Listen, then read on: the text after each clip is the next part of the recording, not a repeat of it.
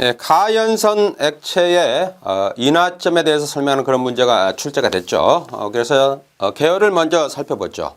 자, 우리가 인하점, 이것은 모든 물질에 우리가 인하점을 가지고 있죠. 그래서 바로 이 인하점이라는 것은 어떤 겁니까? 그 인하성 물질, 이 인하성 물질에 대한 그 물질이 가지고 있는 어떤 위험성, 위험성을 우리가 판단하기 위해서 주로 이제 우리가 사용하고 있다. 뭐 이렇게 우리가 볼 수가 있겠죠. 그래서 거기에 나와 있는 것처럼 인하점은 어떻게 됩니까? 인하성 액체의 하재 위험성에 나타나는 지표다. 그래서 결국은 하재의 위험성을 나타낸다. 위험성. 위험성을 나타낸 지표가 된다는 거 중요한 포인트가 되겠죠. 잘 알아두시기 바라고, 또한 우리가 인하할 때 필요한 증기를 발산하는 액체의 최저 온도다. 그래서 액체의 최저 온도, 액체의 최저 온도라는 것을 기억해 주시기 바랍니다. 그래서 인하점이 뭔가? 그것은 바로 여기에 나와 있는 것처럼 하재 위험성의 지표가 되며 또한 가연성 액체의 최저 온도를 나타낸다. 그래서 인하점이 얼마다? 그것은 대단히 중요하죠.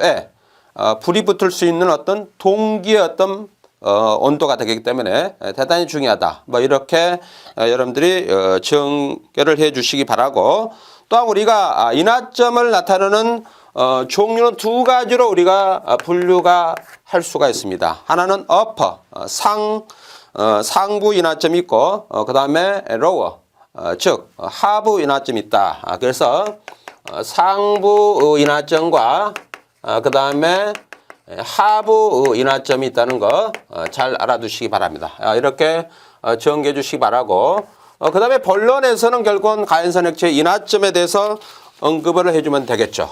그래서 여기에 이제 관련된 내용은 정의 부분은 이제 교회에서도 우리가 설명을 충분히 했고, 여기서는 가연성 액체의 인하점, 그래서 측정을 어떻게 하는가? 측정 방법이 있겠죠. 측정 방법. 자, 측정 방법은 우리가 두 가지로 분류를 할 수가 있습니다. 하나는 밀폐계가 있고, 또 하나는 어떤 것이 있습니까? 개방계로 우리가 측정할 수 있는 방법이 있다. 뭐 이렇게 두 가지로 분류할 수가 있습니다. 그래서 밀폐계는 거기에 나와 있는 것처럼 펜스키 마텐스 방식에 의해서 우리가 밀폐계에 의미를 부여하고 있고, 또 개방계는 어떻게 됩니까? 거기에 나와 있는 것처럼 클리프랜드식 방식이다. 그래서 펜스키 마텐스 방식과 펜스키 마텐스 방식이 있고, 그 다음에 하나는 개방계에서는 거기에 나와 있는 것처럼 클리블랜드 방식이 있다. 그래서 클리블랜드 방식이 있다는 거, 두 개가 있다는 거 알아두시기 바랍니다. 그래서 두 가지 이렇게 밀폐계와 개방계가 있다는 거 알아두시기 바라고, 그 다음에 밀폐계에서는 어떻게 됩니까? 우리가 80도 이하인 경우는 우리가 밀폐계에서 사용한다. 그래서 이것은 80도 이하 중요하겠죠. 이하에서 우리가 측정을 할 때 사용하고, 이것은 뭐죠? 80도 이상일 때 사용하고 있다는 것도 알아두시기 바랍니다. 또한 여기에 덧붙여서 또 한 가지가 있는데 유통법이 있죠. 유통법. 자, 유통법은 거기에 나와 있는 것처럼 어떤 원리를 이용한 거죠? 거기에 나와 있는 것처럼 가연성 액체의 기획 평형을 이루었다. 그래서 액체의 기획 평형의 어떤 원리를 이용해서 우리가 측정하는 것이 유통법이라는 것, 그것도 알아두시기 바랍니다. 그래서 건조 증기를 유통시키기 때문에 유통법이라고 그 의미를 부여하고 있다는 것. 그래서 이 유통법에서는 앞에서 제가 인하점이 두 가지가 있다 그랬죠. 상부와 하부가 있다 그랬죠. 그래서 그 두 가지를 상부와 그 다음에 하부의 인하점을 두 개의 어떤 측정이 가능하다. 측정이 가능하다는 것도 잘 알아주시기 바랍니다. 그렇게 해서 알아주시기 바라고, 거기에 또 이제 화학 물질에 대한 것은 우리가 잘 알고 있는 MSDS에 대한 물질 안전 보건 자료가 나와 있죠. 그래서 Material Safety Data Sheet에서 이것은 이제 또 뒤쪽에 나올 겁니다. 이 용어 자체가 또한 우리가 출제되고 있는 것도 여러분들이 익히 알고 있을 것으로 생각되고 이 정도라고 나머지 부분을 참고해 주시기 바라고 다음은 기계 설비에 대한 방어 장치. 그래서 기계 설비. 기계 설비는 우리가 많죠. 그래서 거기에 대한 방어 장치에 대해서 설명하는 그런 문제가 출제가 됐죠. 자, 우리가 기계 설비. 기계 설비는 모든 현장, 제조업이나 또한 석유화학 그런 모든 기계 장치가로 우리가 어떤 제품을 생산한다든가 혹은 여러 가지 원료를 우리가 어떤 이렇게 생성시키는 그런 모든 일련의 과정을 우리가 전부 다 기계 설비다. 뭐 이렇게 얘기를 할 수가 있겠죠. 그래서 개요는 결국은 기계 설비, 기계 설비에 대해서 의미를 잠깐 설명을 해드리고 그다음에 이제 방어 장치에 대해서 여기서 또 설명을 해 줘야 되겠죠. 그래서 이 방어 장치, 자 우리가 기계 설비는 어떻게 됩니까? 어떤 것은 회전 운동도 하고 또 어떤 것은 직선 운동을 하고 또한 어떤 것은 어떻게 됩니까? 결국은 앙복 직선 운동도 하고 여러 가지 우리가 운동을 하면서 기계가 어떤 역할을 하고 있는 거죠. 그와 같은 여러 가지 운동을 하고 있는 부분에 우리가 필요한 이 방어 장치가 필요하다. 그러면 방어 장치는 왜 필요합니까? 우리가 작업자가 어떤 작업을 할 때 이 기계가 회전하거나 직선 운동하거나 이와 같은 여러 가지 운동을 하면서 어떤 제조를 하거나 이런 어떤 생산하는 어떤 그런 상태가 되겠죠. 그랬을 때 그 작업자에게 어떤 해를 주지 않도록 우리가 미리 그것을 미연에 방지하기 위한 어떤 그런 일련의 장치를 우리가 방어장치다. 뭐 이렇게 우리가 볼 수가 있겠죠. 그래서 결국은 방어장치라는 것은 잠재 위험을 우리가 미리 그것을 어떻게 되죠? 방지하기 위해서 우리가 사용하는 거다. 뭐 이렇게 보면 되겠죠. 그래서 그런 부분에 이제 언급을 해 주시기 바라고 나머지 이제 본론에서는 이 방어장치 기계 설비의 방어 장치에서 여기서 하나하나 설명하면 되겠죠. 방금도 제가 말씀을 드렸지만 기계 장치라는 것은 여러 가지 운동을 한다. 운동을 하고 있다. 그래서 방금 직선, 앙복, 회전 이런 여러 가지 운동을 하고 있다는 거. 그로 인해서 결국은 어떻게 됩니까? 여기에 기계에 발생할 수 있는 잠재적인 위험을 우리가 미리 예측을 해서 거기에 대한 그런 위험을 우리가 방지할 수 있는 어떤 장치를 그 기계에다가 구현을 한다. 그것이 바로 방어 장치가 되겠죠. 그래서 여기에는 어떤 것이 있는가? 자, 그러면 방어 장치는 어떤 것들이 있는가? 거기에 대해서 한번 살펴보면 되겠죠. 그래서 거기에 보면은 덮개가 있고 덮개가 있습니다. 커버가 있겠죠. 덮개가 있습니다. 모든 기계 우리가 그라인더라든가 또 이런 톡기계라든가 이런 거 다 덮개가 돼 있죠. 그것은 바로 방어 장치의 어떤 개념이고 그다음에 연동 장치가 있습니다. 연동 장치. 자, 연동 장치는 어떻게 됩니까? 어떤 카바를 열면은 기계가 작동이 안 되게끔 거기에 뭐 리미트 스위치가 부착이 됐다든가 그렇게 해서 정기적으로 회전이 모터가 회전이 안 되도록 우리가 어떤 그런 신호를 이런 제어를 할 수 있는 그런 회로를 구현하는 거죠. 이제 그런 것이 있고 그다음에 자동 방어 장치가 있죠. 자동 방어 장치. 자, 자동 방어 장치가 있다. 방어 장치. 자동적으로 이제 우리가 이것도 어떤 시퀀스 회로를 이용해서 이것을 이제 우리가 구현할 수가 있죠. 예를 들어 엔드 게이트로 우리가 어떤 회로를 구현하면 충분하겠죠. 이와 같이 예를 들어 여기에서 스위치가 하나 A 저점이 있고 여기에 A 저점이 있고 그래서 A와 B 저점이 반드시 어떻게 됩니까? 지금은 다 떨어져 있는 상태죠. 그래서 떨어져 있는 상태가 된다. 그래서 이 두 개가 다 붙어야만이 여기에 M이라는 모터가 회전하도록 해줄 수 있는 그런 어떤 방어 장치. 그 다음에 원격 제어. 여기는 이제 우리가 여러 가지 RCB, 리모트 컨트롤 박스를 이용해서 원격 제어를 해서 그에 대한 기계가 멈추거나 또한 작동이 될수록 해주는 그런 것이다. 그다음에 대체 이송 방출 장치 뭐 이런 것도 있습니다. 그래서 그런 것을 이제 알아주시기 바라고. 자, 이와 같은 것의 방호 장치. 방호 장치의 고려사항은 어떤 것이 있는가? 고려사항. 이것도 상당히 우리가 중요하겠죠. 그래서 그 첫 번째는 뭐가 있습니까? 방호 능력을 확보해야 되겠죠. 그래서 방호 능력을 우리가 확보해야 된다. 능력을 확보해야 된다. 이 방호 능력은 뭡니까? 예를 들어 어떤 그라인더에 어떤 우리가 커버를 이렇게 거기에 방호 장치를 했습니다. 그런데 그라인더가 돌아가면서 혹은 어떤 숫돌이 이렇게 파손돼 가지고 예를 들어 커버가 다 이렇게 파손돼 가지고 인체 작업자에게 피해를 주면은 그것은 어떻게 됩니까? 방호 장치의 역할을 할 수 있는 것은 아니죠. 이와 같은 것들. 그다음에 이제 거기에 작업 방해 배제. 그래서 작업을 또한 이렇게 방해하는 것을 우리가 배제를 해야 되겠죠. 이것은 이제 좋은 우리가 현장에서 많이 경험할 수 있는 일입니다. 예를 들어 우리가 커버를 이렇게 설치하는가 해놓으면 어떻게 되죠? 현장에 있는 작업자는 귀찮다고 다 뜯어버리죠. 그것이 바로 이제 작업을 할 때 효율성이 떨어지고 또한 그것이 귀찮았다 보니까 실제 그 방호 장치가 부착이 돼야 되는데 그것을 다 제거해버리는 작업자가 그런 경우들. 그 다음에 경고성이 있어야 돼요. 경고성. 방금도 제가 말씀드렸던 커버가 파손이 되지 않는 그런 어떤 경고성이 있어야 되겠고, 그 다음에 적합성이 있어요. 그 기계에 맞는 어떤 적합성으로 이렇게 해줘야 되겠죠. 그래야 작업자가 어떤 효율성을 가지고 열심히 해야 되겠죠. 이런 부분이 있고, 그 다음에 이제 방호 장치의 종류는 어떤 것이 있는가? 종류는 여러 가지가 있습니다. 거기에 나와 있는 것처럼 급전기 장치가 있겠고, 급전기 장치. 이것은 뭡니까? 결국은 브레이크가 되겠죠. 브레이크 시스템. 제동 장치가 되겠고, 그 다음에 또 뭐가 있죠?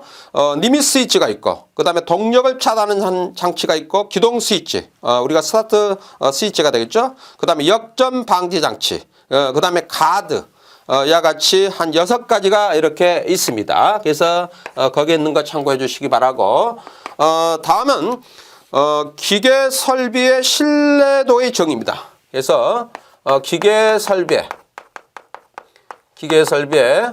신뢰도. 신뢰도가 뭔가? 신뢰도가 뭔가? 여기에 대한 문제가 단답형으로 이렇게 출제가 됐는데, 여기도 이제 우리가 개요를 살펴봐야 되겠죠. 이것이 바로 또 정의가 되겠죠. 정의. 그래서 신뢰성이나 신뢰도는 두 단어 모두 영어.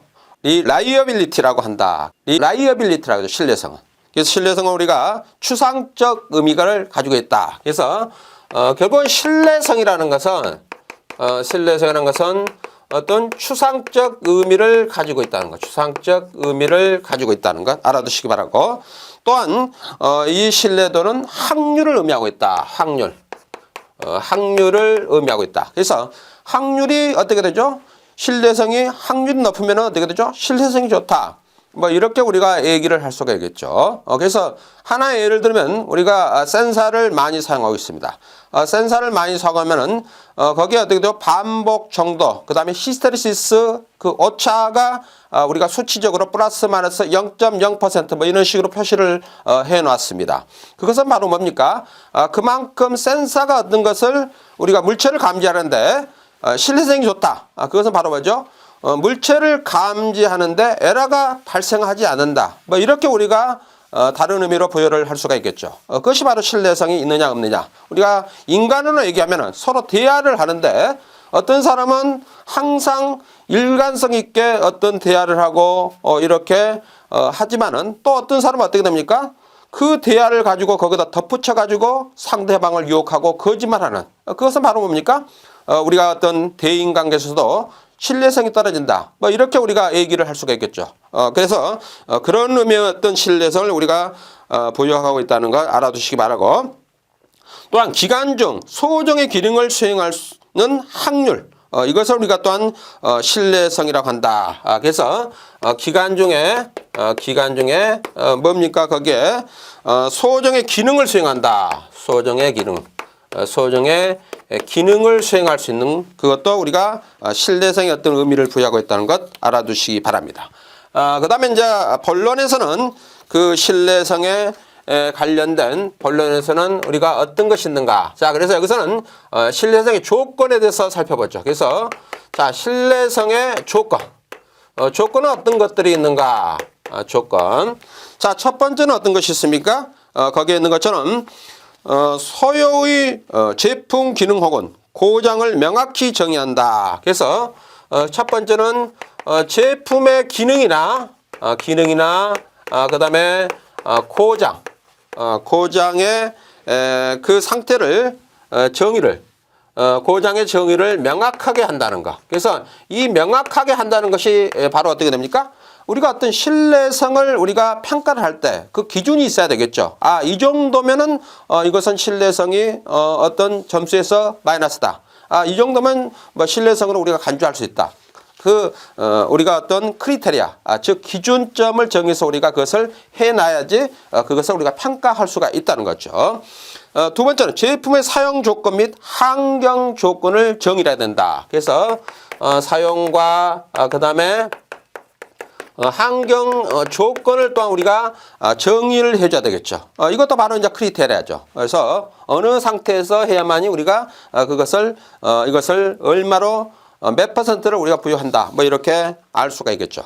그 다음에 상당한 척도에 대한 확률을 표명할 것. 그래서 기간 또는 기타 기간에 상당한 척도에 대한 확률을 표명할 것. 여기서 상당한 척도. 상당한 척도에 대한 뭐죠? 기간에 대한 상당한 척도죠. 그래서 확률을 부여한다는 것은 이것은 뭡니까? 우리가 여러 가지 시뮬레이션, 즉 여러 가지 우리가 시험을 거쳐서 그것이 어떻게 됩니까? 그것이 얼마만큼 평균적으로 얼마가 됐을 때 이것은 신뢰성을 우리가 얼마다. 이것은 신뢰성이 있다. 이것을 여기서는 의미를 하고 있죠. 잘 기억을 해 주시기 바라고. 다음은 기계 설비 안정 장치 중에 개회로 제어 방식과 폐회로 제어 방식입니다. 그래서 기계 설비입니다. 기계 설비에 안전장치가 있죠. 안전장치가 있습니다. 그래서 여기에 하나는 개회로가 있고 그 다음에 또 뭐가 있습니까? 폐회로가 있고 두 가지가 있죠. 우리가 저의 어떤 회로 방식이 폐회로가 있다. 뭐 이렇게 의미를 부여할 수가 있습니다. 자, 여기서도 이제 우리가 어떻게 됩니까? 개요를 써야 되겠죠. 개요. 그래서 기계 설비는 뭐 앞에서 여러 번 했으니까 모든 우리가 플랜트 설비, 석유화 이런 것들이 전부 다 생산하거나 또한 어떤 원료를 우리가 제조하거나 이런 것들이 전부 다 기계 설비의 어떤 개념을 가지고 있다. 그것을 언급을 해주시면 되겠고 바로 이제 안전장치는 앞에서 얘기했지만 여러 가지 우리가 작업자에게 피해를 주지 않도록 그 어떤 장치를 부여하는 것이 구현해 내는 것이 바로 안전장치다. 뭐 이렇게 보면 되겠죠. 그래서 의미를 알아두시고 자 그러면 우리가 개회로는 뭐고 폐회로는 뭐냐? 이것은 우리가 자동계에서 상당히 많이 나오고 시험 출제도 많이 됩니다. 그래서 보통 우리가 개회로는 어떻게 됩니까? 인풋이 들어갑니다. 그 다음에 여기 어떤 시스템, 소스가 있죠. 시스템이 있습니다. 그 다음에 아웃풋으로 이렇게 나올 수가 있겠죠. 이와 같이 되어 있고 그 다음 폐는 어떻게 됩니까? 인풋이 들어가면 여기에 뭐죠? 비교기가 있죠. 비교기. 플러스 마이너스 비교기가 있어가지고 여기에 시스템을 거치고 일이 바로 아웃풋으로 나가는 것이 아니고 이것을 바로 어떻게 됩니까? 피드백을 해서 어떻게 됩니까? 피드백을 해서 다시 그것이 그 값이 맞는지 틀리는지 비교를 해서 항상 어떻게 됩니까? 똑같은 값이 나가도록 해준 것이 바로 폐회로. 즉 우리가 다른 말로 하면은 피드백 컨트롤 방식이다. 뭐 이렇게 우리가 볼 수가 있겠죠. 그래서 여기에 10을 넣으면은 이 개요료는 어떻게 됩니까? 11이 되더라도 바로 아웃풋으로 출력된 것이 바로 개회로가 되겠죠. 그렇죠. 폐회로. 크로졸프 방식은 어떻게 됩니까? 여기에 10이 들어갑니다. 시스템을 거쳐서 11이 됐는데 결국은 이 11이 바로 나가는 것이 아니고 플러스 1만큼 다시 어떻게 되죠? 피드백을 시켜서 항상 나가는 것은 어떻게 되는가? 10이 나가도록 이렇게 컴펜세이션 즉 보정을 해줘서 나가는 것이 바로 우리가 폐회로가 되겠죠. 그래서 간단하게 그렇게 이제 얘기해 주시기 바라고, 바로 이 두 개를 비교해서 우리가 여기에 안전장치를 설명을 해주면 되겠죠.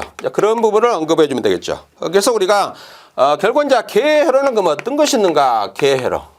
자, 계회로 방식은 어떤 것이 있겠죠? 제어 방식이 결국 우리가 커버 같은 것이 되겠죠. 커버. 이런 커버, 스위치, 이런 것이 다 계회로가 되겠죠. 즉, 그 값이 그 자체가 우리가 계회로의 어떤 안전장치다. 뭐 이렇게 우리가 볼 수가 있겠고, 그 다음에 폐회로. 폐회로는 어떻게 됩니까? 폐회로 방식은 결국은 제가 앞에서 언급을 했듯이 어떤 우리가 시퀀스 저에서 엔드 게이트 뭐 이런 어떤 우리가 회로를 구현해서 결국은 그것이 어떻게 됩니까? 어떤 그 값이 돼야만이 정확하게 그 값이 돼야만이 출력으로 나갈 수 있는 그런 상태가 되겠죠. 근데 여기서는 이제 우리가 어떤 값에 밸류로 여기서는 이제 안전장치의 어떤 개념을 우리가 스태핑 모터나 서버 모터처럼 그 값의 어떤 에러 값이 여기서는 나오는 것이 아니고 신호의 안전, 세프티에 대한 그것이 안전한가 안전하지 않는가로 이제 우리가 정확도를 여기서는 얘기를 해야 되겠죠. 그래서 이것은 수치적으로 딱 나오는 것은 아니겠죠. 그렇죠? 그래서 이제 여기서도 우리가 AND 이렇게 해놓으면 어떻게 되죠? A, B 두 개가 다 어떻게 됩니까? ON이 돼야지. B접. 현재는 A 접점이지만 이것이 B 접점으로 바뀌면서 어떻게 됩니까? B 접점으로 바뀌면서 결국은 어떻게 되죠? 안전하게 우리가 기계를 동작할 수 있도록 구현을 하는 것이 바로 그것이 뭡니까? 우리가 폐회로 제어 방식이다. 뭐 이렇게 우리가 의미를 부여하면 충분할 것으로 생각이 됩니다. 그래서 여러분들 그림을 그려서 이렇게 설명하면 더욱더 이상적이라고 판단이 됩니다.